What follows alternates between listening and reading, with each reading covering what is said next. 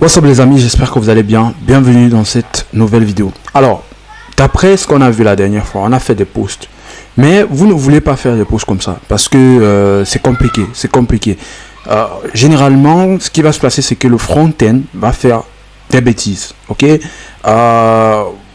les données que le front-end peut envoyer peuvent ne pas être comme le back-end attend. Ok, on va pas recevoir des données que le front-end a juste décidé comme ça. On doit faire un back-end qui fait une sorte de contrat avec le front-end pour dire ok, voici comment on s'arrange sur les données que tu dois m'envoyer. Peut-être telle donnée ne doit jamais venir vide.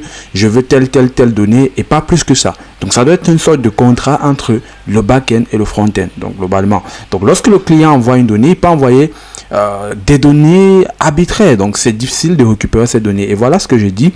Le client peut envoyer les données qu'il veut. Les données ne sont pas validées. Donc ça c'est des problèmes. Nous voulons faire en sorte que le client envoie les données dans un schéma que le back-end attend. D'accord?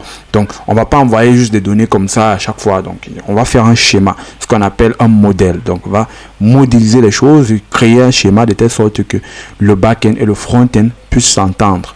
Pour donc formater ces textes, on va utiliser en fait un package ou une bibliothèque qui s'appelle PyIdentic, qui est une bibliothèque que vous avez déjà probablement installée parce qu'on a utilisé All pendant l'installation de FastAPI. Donc FastAPI, on a installé ça automatiquement.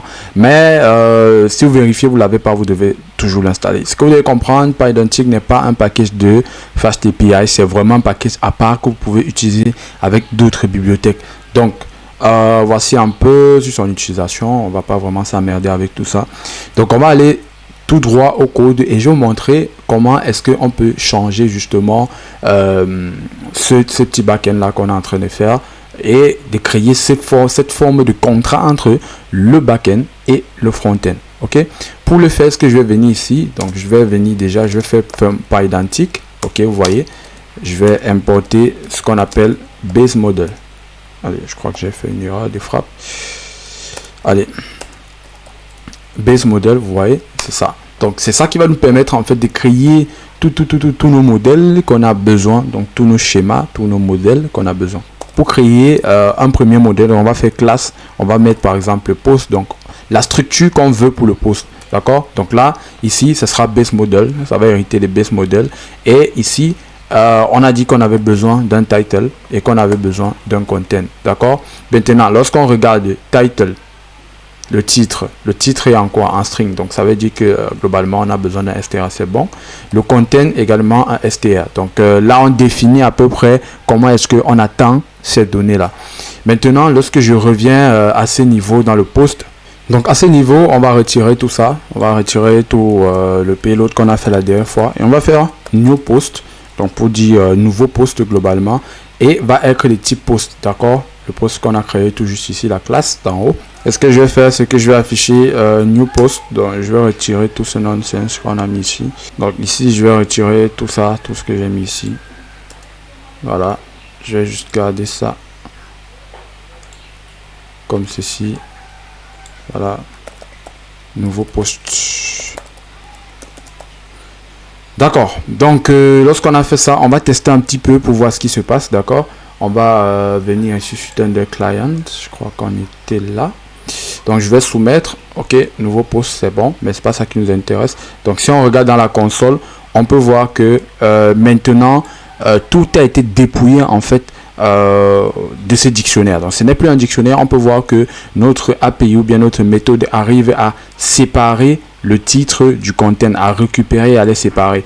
Tout simplement pourquoi? Parce que vu qu'on a créé donc la classe post, cette classe là qu'on a créée, on arrive donc à ressortir le titre et le content vraiment séparément. Ok, et il arrive à vérifier est-ce que post existe, est-ce que le content existe, est-ce que le titre existe dans ce que le client m'a soumis. Ok, ils existent et il va pouvoir attribuer ça à chacun et vérifier si c'est de type str, etc.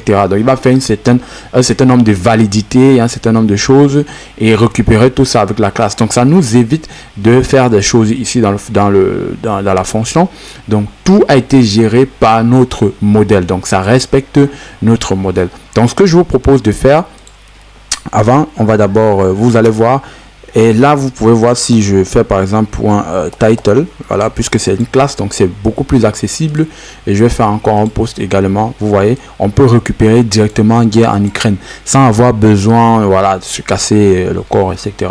Donc ça, c'est assez facile. Donc ce que je vous propose, c'est qu'on fasse certaines vérifications. Donc je vais retirer par exemple le title comme ça et soumettre. Vous voyez, on a une erreur à ce niveau. Donc pour dire que voilà, ça fait cette validité, ça se rend compte que voilà, le titre n'existe pas, body, il y a title qui est missing, donc qui manque. Donc je vais remettre title comme il était. Voilà, si je resoumets, vous voyez, il n'y a pas de souci. Donc si je retire content, c'est pareil, hein, c'est pareil. Il va tout de suite reconnaître que voilà, il y a content qui manque, voilà, et en plus de ça, voilà, il y a un problème dans l'API. Donc là, j'envoie content manque.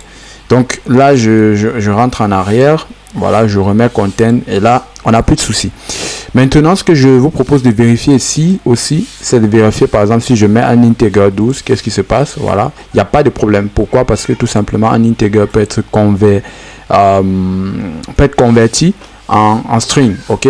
Donc c'est ça en fait l'explication, donc ça ne dérange pas. Donc là, je remets guerre en Ukraine et on n'a pas de problème. Ok, maintenant qu'on sait ça, disons qu'on veut créer un paramètre qui est optionnel, qui n'est pas obligatoire. Qu'est-ce qu'on peut faire? On peut par exemple créer published, ok, published, voilà, pour dire que le post va être publié ou bien peut être stocké comme un draft. Donc voilà, et on va mettre bool pour dire true ou false, ok. Donc ce qui va rendre ça optionnel, c'est le fait aussi que peu importe ce que l'utilisateur va mettre, on a une valeur par défaut qui est égale à true. Donc s'il poste on publie, ok, directement. Donc c'est pour ça que c'est égal à true. Maintenant, s'il ne veut pas qu'on pose, ça peut entrer en draft. Donc on va tester ça. On va tester ça. Donc là, je vais ajouter là ici globalement published. Donc si on met false, vous voyez, ça marche. Si on met true, ça marche également. Donc voilà. Donc là, ça marche. Là, il n'y a pas de problème. Donc si on met true, vous voyez, vous pouvez regarder ici en bas. Allez, je vais essayer de modifier pour qu'on puisse voir ça facilement. Donc là, c'est publish plutôt. Ici, à ce niveau. Donc là, si je fais le post, vous voyez, c'est true. Donc si je mets false, si je définis quelque chose, ça va prendre false aussi également à ce niveau. Mais si je ne mets rien, qu'est-ce qui se passe? Si je ne mets rien, voilà, je publie. On va avoir cette valeur par défaut qui est toujours égale à true. Donc voilà une façon qu'on peut utiliser pour rendre ce paramètre un petit peu optionnel. Donc je vais vous montrer une autre façon aussi qui est quand même pas mal utilisée. Disons qu'on ne veut pas attribuer une valeur au départ. Donc on ne va pas utiliser, on ne veut pas attribuer une valeur par défaut true par exemple. Si on veut par exemple avoir juste une variable qui est là comme ça et qui n'a pas de valeur par défaut. Comment on peut faire ça? Donc ce qu'on va faire, c'est que on va créer en fait un autre paramètre qui va s'appeler rating, donc qui a en fait le nombre d'étoiles ou bien le nombre de likes, ça dépend, donc qui va être int et on va mettre none. Ça veut dire que s'il n'y a pas de like, il n'y a pas de problème. S'il y a un like, on commence à compter. Donc là, c'est vraiment un paramètre optionnel, mais en gros, pour qu'il soit optionnel ici, donc là, parce que là, il n'est pas encore optionnel. Donc pour qu'il soit optionnel, on va utiliser une fameuse méthode magique. On va utiliser une fameuse méthode magique qui s'appelle optional. Allez. Optional. Voilà, qui vient en fait de typing. Et vous allez voir après importation, from typing import optional. Donc en fait, c'est une méthode qui va s'assurer en fait que ceci soit optionnel. Donc que vous le mettiez ou pas, donc il est vraiment optionnel. Donc là, je vais réafficher les choses. Donc là, je vais mettre le rating. Voilà. Donc là, si je soumets, vous voyez, on a none. Si je mets quelque chose, rating. Allez, on va mettre ça comme ça. Et là, je peux mettre par exemple 43 vu que c'est un integer. Ok. Il va faire aussi cette vérification là. Donc si je fais send, vous voyez, on a 43. Donc s'il n'y a rien, comme tout à l'heure on a dit, ça renvoie none. D'accord. S'il n'y a rien, ça va renvoyer none. Là, je retire la virgule. et là ça renvoie non. Donc je reviens également. On peut faire une autre vérification vu qu'ici on attend en entier. Donc si on met par exemple un string, qu'est-ce qui se passe? On va nous dire body au niveau des ratings, le paramètre de rating est une valeur qui n'est pas un integer. Donc voilà une vérification qui marche quand même déjà, qu'on peut voir. Ok, s'il a par exemple 12 ratings, qu'il a plus 12 likes, voilà, ça va globalement prendre ça en compte. Donc avant d'arrêter la vidéo, j'aimerais vous montrer quelque chose. Je vais d'abord changer new post par post, tout simplement. Je trouve ça simple. Je vais vous montrer quelque chose en fait. Vu que post en fait c'est une classe pas identique, c'est un objet de pas identique.